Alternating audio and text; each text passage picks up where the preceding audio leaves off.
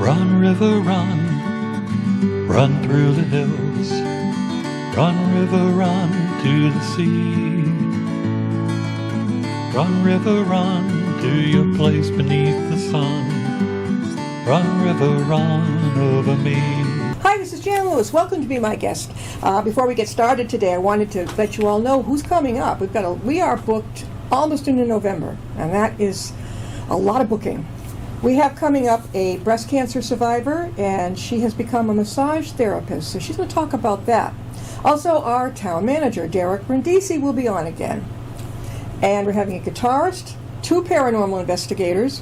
You've seen Tom D'Agostino before. He's going to be on. A comedian, Jerry Caruso, is going to be coming back to join us. Kate Cote, our resident cat lady, she takes these catty cats and makes them more domesticated, and they become a comfort to people. Bay State Trail Riders, we'll learn about that one.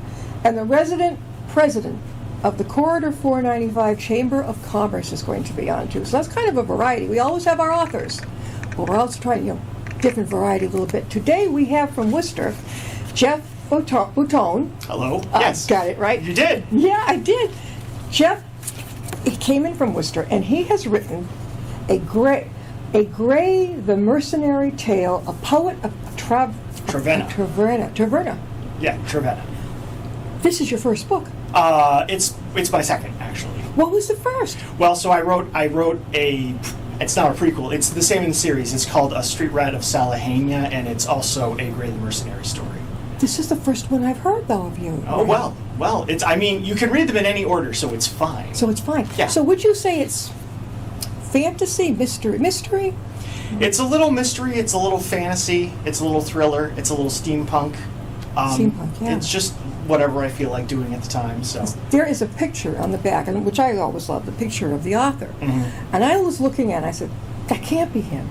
Your disguise is amazing. Thank you. It looks like, I don't know, but he's a writer and a game designer. You can tell us about that, too. He is partially responsible for many of the fine products sold by his former company, Slugfest Games. We got to talk about that. Okay. He is a weird guy. I didn't say that, he did. Just warning everybody in advance. He's weird, okay. Who likes to write about weird things, including talking cats. Oh, that's right up my alley. I love that. Aether ships. Yes. Plant people engineers. Evil cults. And epic rhyming poems about colanders.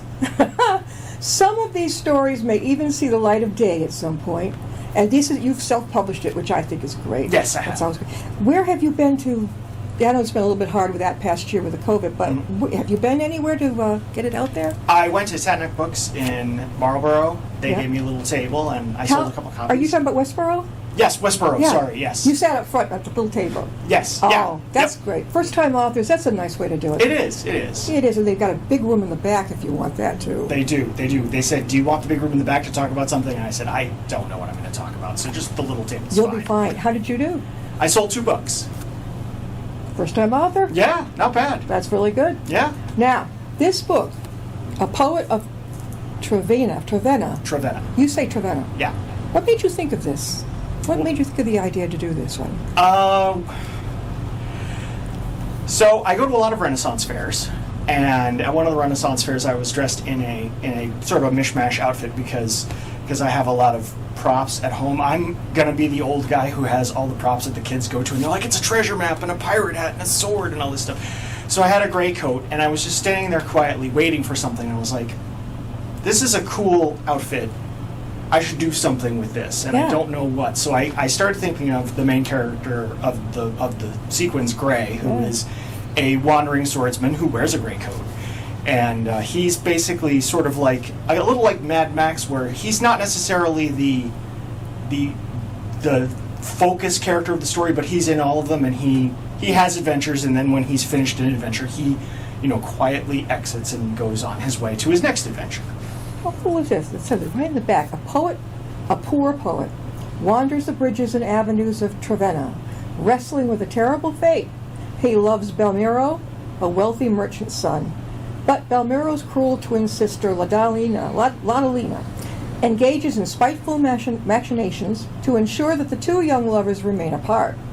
knowing that he must win a duel or forfeit Balmero's affections forever. All seems lost until the poet stumbles across the path of an accomplished, if inebriated, swordsman. Tell us about that inebriated swordsman. Okay, well, so that's Gray. That's Gray. That's Gray. Yeah. He has this. It's not really a spoiler because it's in the first book. He has this curse where he has to die every single day. Every day. Every day he dies, Okay, and then right. about 20 minutes later he comes back to life.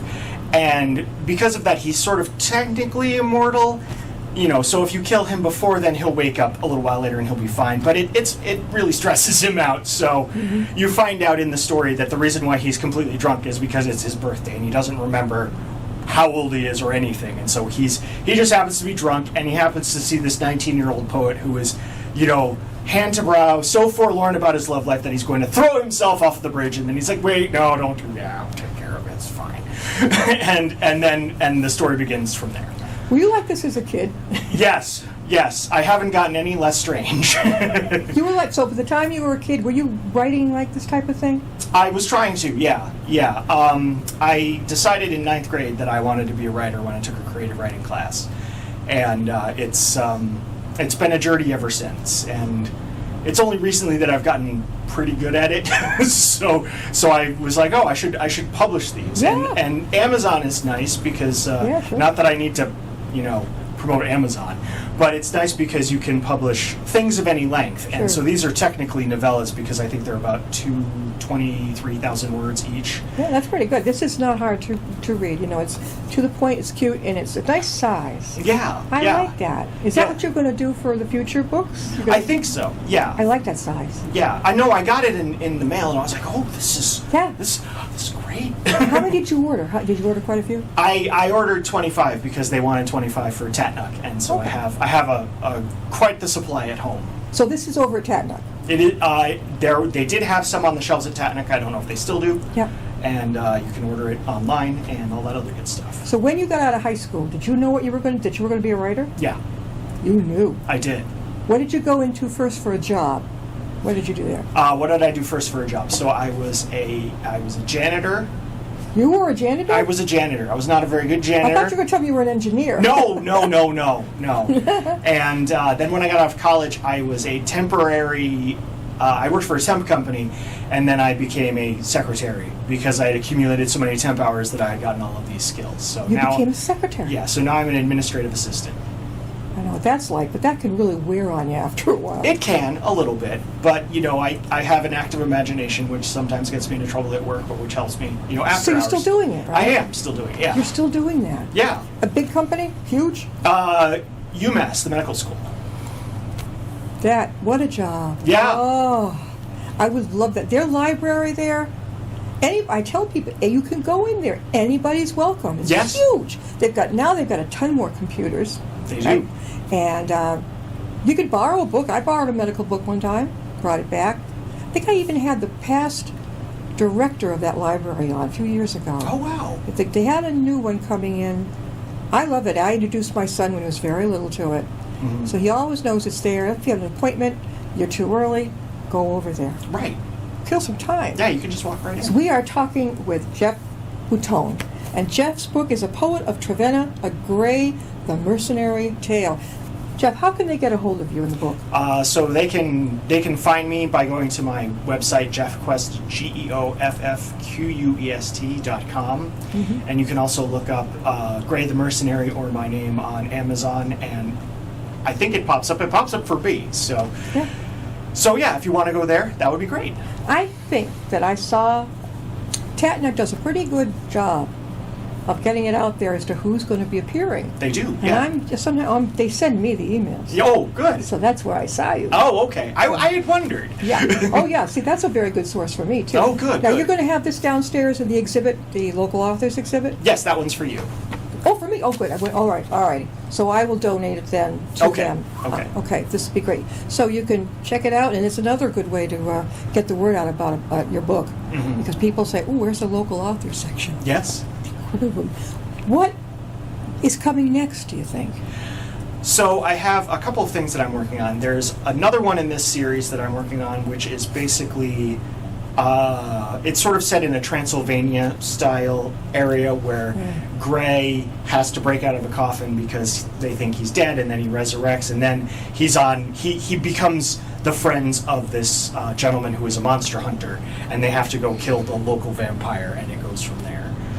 This would appeal a lot to the young adults too. The young adults, it's a big deal now. Fantasy, mystery. Oh yes. Big. You came right in time. Oh good. Oh, hooray. I know. As a publicist, I know that kids are reading these off the shelf. They are. It's great. So you could. This could appeal to anyone, and as I would say, especially.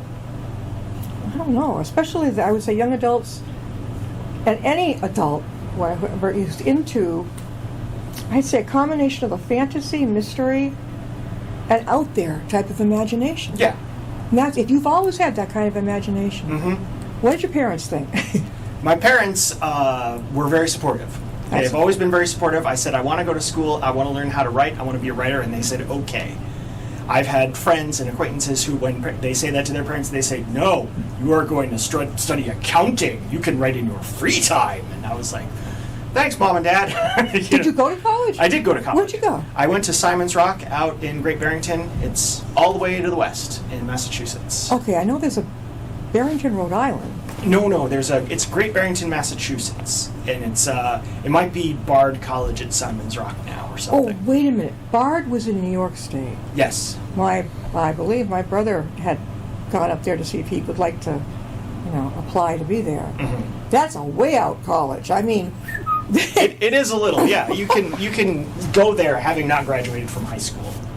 Are you serious? Yeah. I didn't know that. Oh, yeah. No wonder he went. Well, he went to private school when I graduated, but that was one school, Bard, where my father told my high school guidance counselor, he was giving him a list of places, and the guidance counselor said, okay, how about Bard?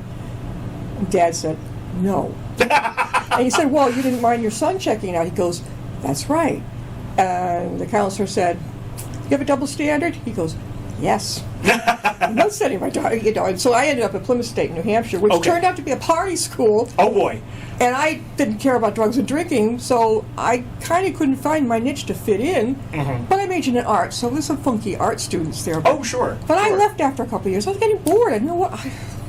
It just didn't appeal to me. Mm-hmm. So when you went to your what was the name of it again? Simon's Rock. Simon's Rock. Yes. And it used to be Bard. It is owned by Bard, and they changed the name, I think, within the past 10 years or so to Bard College at Simon's Rock. And it's in Great Barrington, Massachusetts. It is. Is that over the line from where Bard is? I don't know, actually. I'm not sure how far away it is from Bard. Yeah, they can't be too far apart. Mm-hmm. So what was it like there? Were you in liberal arts? Yes. Yeah, I mean, it's a liberal arts college, although I've had friends who went there who majored in science, but mostly it's liberal arts. So I did a lot of, English classes. I did a lot of writing classes. I took a lot of art classes and, had a pretty well-rounded education. Yeah. Did you live there? I did live there, yes. Did you like it? I did like it. It's a beautiful area in the Berkshires, and I would love to go back. I never even heard of it. It's very small. When I was going there were only 300 students in the entire school. 300? Yeah. That's... My high school graduating class was just shy of that, about a 250 or 200. Yeah, mine too. Where did you go to high school? Cheshire, Connecticut. Where's that? That is, it is north of New Haven and Hamden. So you grew up in Connecticut? I did. Do you know Stanford and New Canaan? I do, I yes. used to live down there. Oh, excellent. Yeah. So now you're in Worcester. I am. So you work at UMass in the medical school. That's right. As an assistant, secretary assistant. Awesome. Mm-hmm. They're good people. They are good people. I've been in that. One time we wanted to meet the secretary of the surgeon I had. Right up there and met her. Oh, very nice. Yeah, and they've got a great bookstore. It's a bookstore. They got books there. Oh, yeah. And you can go in as a layman. You can go in, the doctors go in, you can get a book. I think that's where I got my son his stethoscope. Oh, yes. When he was a little guy. And he wanted to be a doctor. When a parent hears whatever the child's interested in, go for it. No, I get it. He wanted that, everything, skeletons, you name it. So we are talking again with Geoff Bottone, and he is the poet. He is the writer of A Poet of Taverna, A Gray the Mercenary Tale. Look at the cover of this. Now, it's got a sword, ink, and a feather, ink pen and a feather, And what's that behind it? What's that paper there? Those are all mine. I own that sword and that purple background. And so I was like, I wanted to make a nice cover because the covers that you can get are very generic and not particularly aesthetically pleasing. So that, I don't remember it off the top of my head, but that is a Portuguese love poem written, I think, in the 1500s that I credit in the beginning, even though it's in the public domain. Because cite your sources, everybody. That's what I learned as an English major. That's one of the beauties of self-publishing, as you know. Yeah. You don't just toss your book to the wind and the publisher, right. The publisher says, well, this is what's going to be. Right. Take your lumps. Yeah. This way, as your own publisher, you get to do whatever, and I would say the majority of authors I know have self-published. Oh, really? Definitely. Oh, wow. Oh, yeah. It's also less expensive, I believe. Mm-hmm. Are you in Barnes & Noble yet? I believe I am, yes. Oh, you are? I mean online. You can download good. stuff. Yeah. Okay, that's terrific. Yeah, I don't think I'm in any Barnes & Noble stores. That would be Don't worry amazing. about it. Okay. As long as you keep up with this type of thing, which is very popular right now. Oh, good. If you go into the bookstore and you go to the, well, they say young adult section, but there's a lot of the, not exactly like yours, but a lot of the fantasy off the wall. Now, when you're writing a book, do you do it by hand, believe it or not, or do you just sit in the typewriter and it comes to you? I do it on the computer because handwriting is too slow and my handwriting is atrocious. So you can just sit down and it comes right, you just go for it and then edit it later? No, I wish it was that easy. I'd be so much further ahead of the game now. No, so my problem is I usually think of a character first, and I had the idea for Gray for I would say 5 or 6 years before I actually ever said, what is the story with this guy? And so he was just, on the back burner in the reserves until I was like, wait, I think I got it. And then I could start writing. And then, I get to a point where I get discouraged or confused or lost in the narrative. And then I say, I'm going to work on something else for now until this unlocks. So are you the type of person that, I do this, if you're driving. Yeah. And if something comes to you, maybe you come to a light, just jot it down out of the book, or maybe in your sleep you wake up and go, oh, that was a great idea. Mm-hmm. That's happened? Oh, yeah. My best ideas are in the shower when I'm staring at the wall. It's like, oh, wait! You got it! Right? What does your mom think? Does she read these? She does. What does she say? She thinks my family is very supportive. They don't really understand all of my stories necessarily. I don't get the flying ships and the sword fights and the magic, but you did a good job. Yes. Believe me, there are a lot of people who love that type of thing. Yes. They really, really do. That's why you really should get it out there. So you've appeared at Taverna.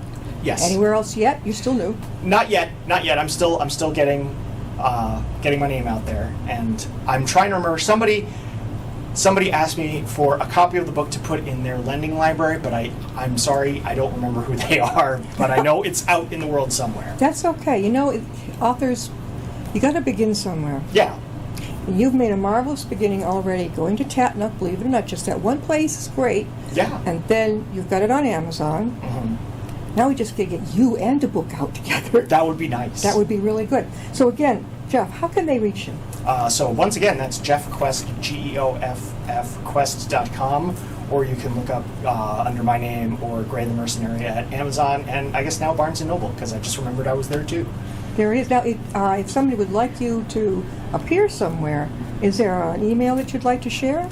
Yes, you can email me at geoffbottone, geoff.bottone@gmail.com. That sounds good. Yeah. Yeah, really. Do the people up at, they must know. The people up at UMass know you're a writer?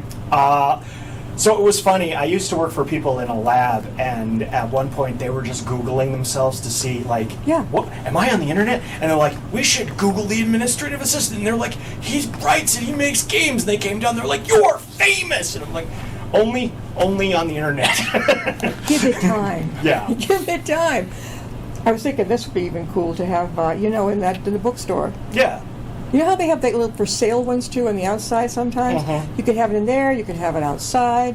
This would be, I could see a lot of the young kids that are patients there, or the families come and look for something for them to read. Oh, sure. Yeah, anybody, I would say anyone, teenagers and up, they see this, boy, he or she would love that. Oh, yeah. Now, is it always going to be, you were saying, it was always going to be the mercenary theme? right? Kind of with the magic in between.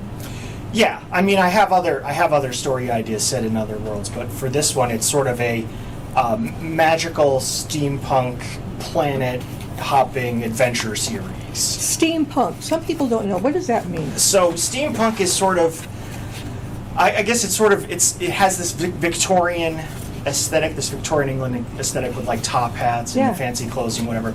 But it's also like there's higher technology and everything runs on steam, and so there's like steam flying ships and steam cannons, and everybody wears goggles and has gears all over their clothes. And Yeah, stuff. even the girls have bulky clothing on. Yeah. I've seen it. And everybody is in black, right? Usually black. Usually black, but it depends. It depends. They brocade or just whatever looks good. And those steam hats. Now, I picked up on, you said that you go to the Renaissance fairs. I do, yes. Isn't there one right here in Massachusetts? There is. I think it's actually happening right now. It's King Richard's Fair. Yes. Yeah. I had a friend who was a crafter, and she used to go. And what irritated a lot of the people who were vendors were that you had to wait till the king got up out of bed to start the fair. He was this big guy, roar, but what is the guests are waiting, customers, not till the king gets up. Have you run into that? I've only ever attended as a guest. I've never been there as a vendor, so I've never had to wait for the king. I usually just show up and buy my ticket. See, but you show up in your costume. Sometimes I dress like a normal person. You do. Because sometimes when I dress in a costume, people think I work there, and they say, "Do you know how to get to the turkey leg tent?" And I'm like, "No, I'm actually lost." Yeah. You know what? This is perfect for that. Yeah. Have you got your book there? I haven't. You're giving me all these great ideas. Yeah, that's what I do. I mean, my God, you got to get yourself out there. I do. But this is perfect for a Renaissance fair. Yeah. Actually, definitely. And also, authors enjoy going to artists' crafts fair. And someone will say to me, well, how do I fit in? I said, that's just it. Because you'll see a lot of artists and crafters, but writing is a craft. And you may be the only one, and everyone flocks, ooh, we have an author. You see what I'm saying? Yes, I see what you're saying. Yes, definitely. Well, I wonder, have you made a huge poster type of thing that when you show up at places that people can see a beautiful big, maybe blue or something? I have not, but I should. With an easel? With an easel, yeah. Oh, yeah. Maybe you're so cool at this. Bring your sword. Really, the sword, and set it up on your table or display. People walk in like, oh, I want to see this. I really want to go. I bet you'd have a lot of fun at, so places. My gosh. Boston alone has like... Oh, sure. All over have you heard of it's the Rhode Island Authors Group, and they have a humongous fair every December in Cranston at Rhodes on the Pawtucket. Is a building, Rhodes. Ooh. And you go in there, wall to wall. Now, I don't know if you want to do that. I mean, I was overwhelmed. I couldn't possibly meet everybody. Sure. No, it sounds really big. Yeah, and I asked one of the authors, I said, so what do you think? She goes, I feel overwhelmed. But they're just like, and they're not in competition. Everyone's got a different twist on whatever they want to do. Right. And the ones who attract the attention, excuse me, are the ones with those signs or with your imagination. And you draw them in that way. And Danvers, God, they have a group, and they have it right at Danversport. They used to anyway. Okay. Right? Oh, my gosh. Beautiful big ballroom. That sounds pretty good. Yeah, it is. But you know what? The thing, too, is you get to meet a lot of, besides customers for your book, Sure. you get to meet a lot of other authors Right. who can give you a tip. Right. Did you know such and such is coming up? No. I didn't know anything. How far are you willing to travel, Geoff? I've traveled pretty far for my game design stuff. I've been to Indiana and By car? Yes. You will Yes. travel. Now, tell us about the games. So I make, with my old company, Slugfest Games, we used to make board and card games, and they still do, and I do some writing for them. And last weekend was the big tabletop game expo, Gen Con, which is out in Indiana. And when we were first starting, we had printed out 1,000 copies of a game, and we would throw it in our cars, and we would drive 12 or 13 hours over 2 nights to get to Indianapolis to set up, and hopefully, and it's the same thing as you described, where it's like there's the signs and you're jam packed, and how do you get attention from people when there's 70,000 people and all that good stuff. Oh, you got it made, though, because the whole idea of yours is the sword, the feather, the craziness, the out of there, the out of thinking outside the box. Yeah. Right? Definitely. So now, this game people can get the games that you. Oh yeah, yeah.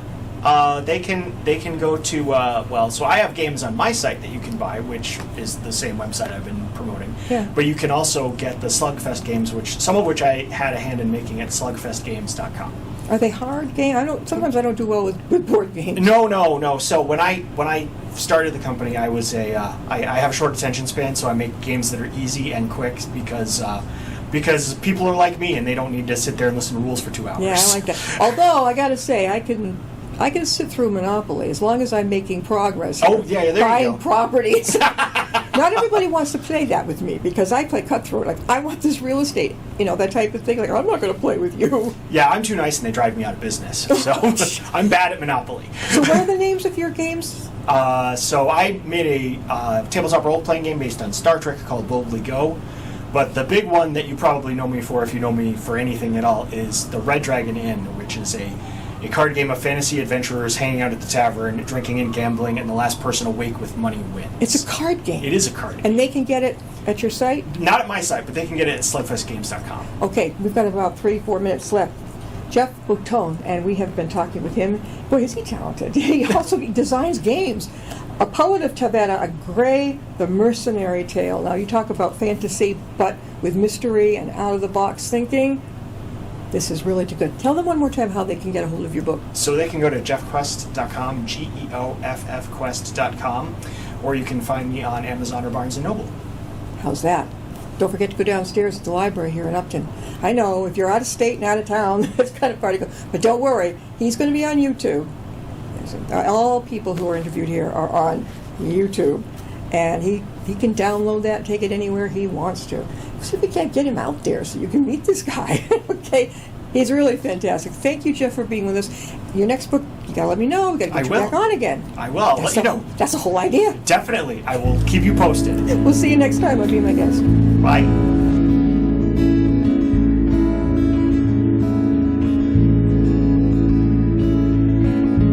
Riding on a shooting star, heading out toward a dream. Tomorrow's even closer than it seems.